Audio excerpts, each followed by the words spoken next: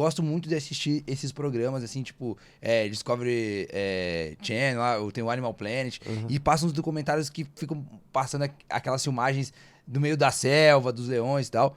E eu ficava percebendo alguns tipos de comportamento que a gente, como seres humanos, replicava também. E tinha muita semelhança. Por exemplo, você não vê um leão, por exemplo, um tigre, morrer de fome sem alguma... Se não tiver um motivo, tá machucado, sei lá, ou não consegue caminhar. Por mais que ele esteja com fome, ele vai dar um jeito de comer, ele vai sair pra caçar e tal, tal, tal. E aquilo me remetiu ao seguinte, cara, quando a necessidade de nós seres humanos tá muito alta, tá muito forte, a gente também dá um jeito. Tirando casos específicos, sei lá, da pessoa que nasceu na África, enfim, você não vê uma pessoa que morreu de fome. Em últimos casos, ela vai pedir dinheiro no sinal. Aí eu fiquei pensando, cara, deve ter uma similaridade nisso, deve ter uma ligação dessa necessidade do animal que vai lá pra caçar e de nós que, em últimos casos, vai pedir dinheiro no sinal, por exemplo. Tem essa ligação, né? Eu escrevi um livro há uns 15 anos atrás, chamado Os Animais Vão Salvar a Sua Pele, ou melhor, o seu emprego, né? Essa semana mesmo eu estava falando com um amigo meu em Porto Alegre, ele me ligou, e ele falou, nossa, tá difícil, né? Imagina, tem que se matar um leão por dia, né? Tá difícil a vida. Eu falei, isso é a coisa mais fácil, é matar um leão por dia, né? Você chega lá, dá um tiro nele, você mata, pronto, acabou. Agora, quero ver você criar um leão todos os dias. Então, aí que está a dificuldade, quando a gente cria. Então, no caso, eu já criei leões, crio tigres, né, e outros animais. Aí eu tenho que pensar, eu tenho que trabalhar para dar alimento para esses animais. Eles não pediram para nascer em cativeiro ou para virem para as minhas mãos.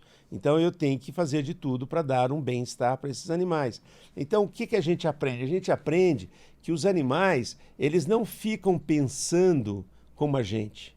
Imagine se o tigre falasse assim, puxa, hoje eu vou ter que sair, mas nossa, tá um frio danado. Como é que eu vou fazer? O leão fala, olha, minhas leoas, vem cá, hoje nós vamos caçar, mas o sol está quente, procurem ficar na sombra, né?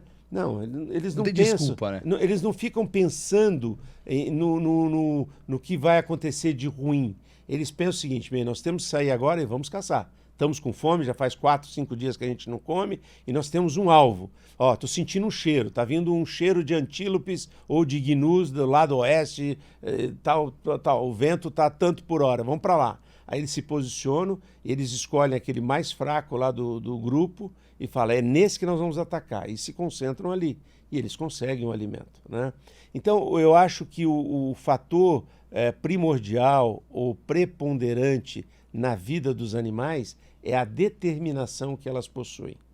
Então, a determinação que um animal possui é algo impressionante, né? Eles têm, assim, aquela capacidade de determinação que falta muitas vezes em nós, os seres humanos. A gente não pensa, eles não ficam pensando no fracasso, né? O fracasso é algo que não faz parte da vida dos animais. Por quê? Porque o fracasso significa o quê? Morte. Não existe meio termo para o animal. Ou ele luta, ou ele come e sobrevive, ou ele morre. Então, todos os dias, eles vão em busca do sucesso. Então, fracasso é algo que não vai existir na vida de um animal.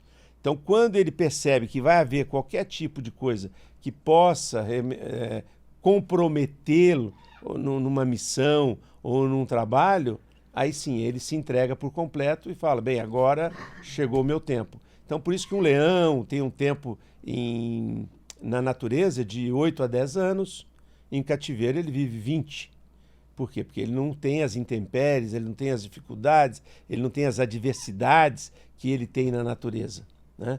Então, o animal ele tem um tempo de vida já pré-determinado devido às dificuldades que ele vai enfrentar. Mas ele vai enfrentar tudo isso só na velhice. Então, até mesmo doença, eles não têm como a gente tem, porque eles não têm tempo para pensar. Então, o ponto que eu sempre digo, que doença, fracasso, dificuldades, tudo está relacionado aos nossos pensamentos, né? O maior computador do mundo, por mais que ele seja, que ele faça cálculos, isso, aquilo, ele não se assemelha à capacidade da mente humana. E olha quanta coisa a gente pode aprender, né, olhando isso, esses animais. Eu acho que assim, que sacada, né? Por que eles não a porcentagem de sucesso deles é tão grande? Porque eles não pensam no fracasso. Eles não pensam no fracasso e Uau. eles só sabem de uma coisa, sucesso. Tanto é que os grandes inventores, antes deles inventarem coisas importantes, eles sempre observaram os animais, como, por exemplo, o helicóptero, né? Então, observaram lá uma libélula, lá, vários animais, esse cara olhando, falaram, olha como é que ele paira no ar, como é que ele faz, vai para frente, vai para trás, faz isso, faz aquilo. Então, essa questão de você olhar os animais, se você vê a envergadura das asas, né, a capacidade de planar, de subir, baixar, ficar, pousar, tudo isso aí foram descobertas através de estudos com os animais, né? Por exemplo, os radares, né? Eles foram descobertos através de estudos com os golfinhos, né? Com os morcegos, né?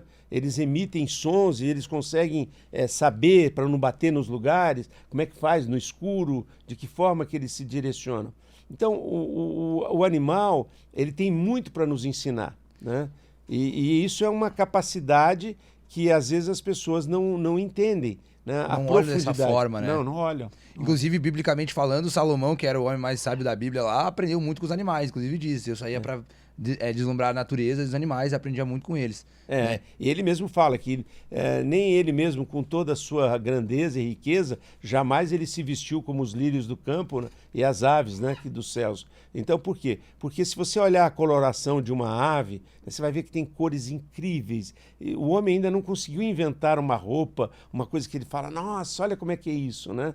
Então, por quê? Porque as criações de Deus, né, que nós acreditamos que sejam os animais e os seres humanos também, têm uma capacidade incrível que o homem vai precisar viver muito tempo para poder entender. Por isso que um cão vive 10, 15, 20 anos e morre, e nós continuamos vivendo, porque a gente tem mais coisas para aprender. Uau.